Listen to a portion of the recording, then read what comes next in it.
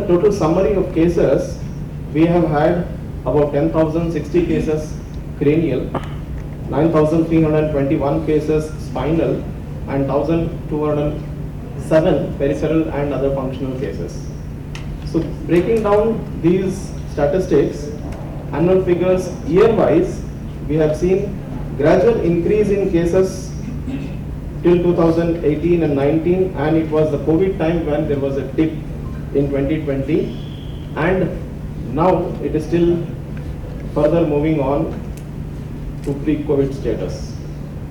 So this is how the count of cases went on year by year.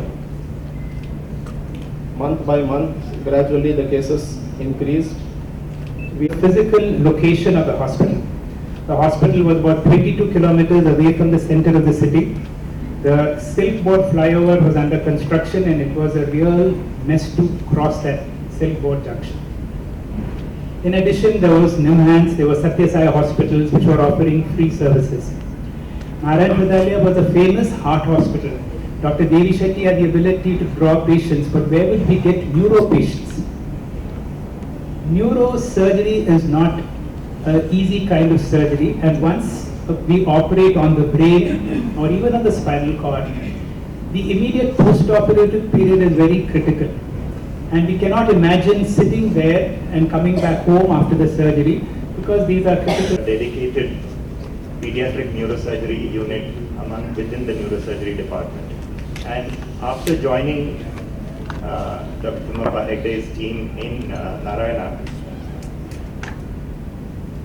so I fortunately had this opportunity to work with small children who had neurosurgical problems. And what we quickly realized is that children are coming to us quite late.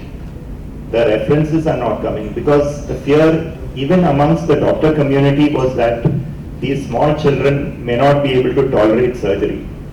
And what we try to do over the years is, especially in children with congenital problems. Abdul Kalam.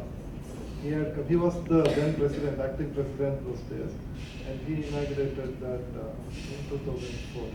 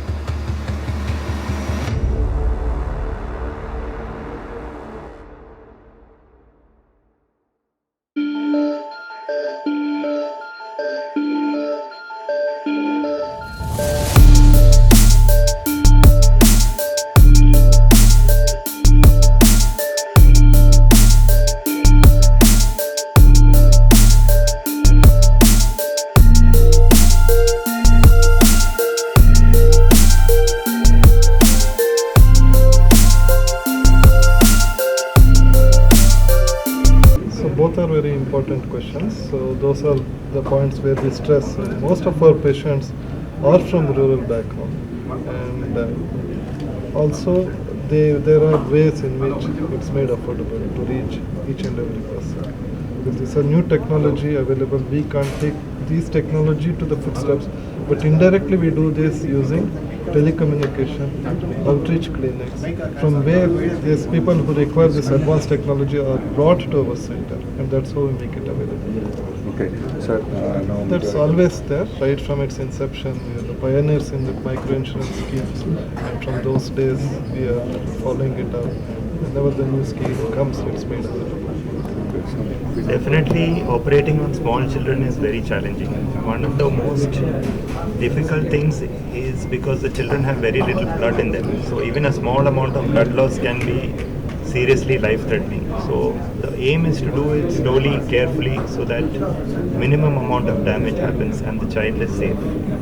More than that, I would also, answering your previous question about cost. Yes, sir. With children, it is very critical, because often what happens, these small babies, they will have young families. The families are just beginning. Their income is very little. So even a middle income person may not be able to afford these things. And looking after children is the responsibility of the entire city or the community. So there is an African saying that it takes a village to take care of a child. So all of us have to take part in bringing these children to safety. Whenever the family lands in trouble with its small child who is ill, we have to all contribute to that. You may often see requests for help, and whoever can do whatever small amount of help, that will be important to save a child.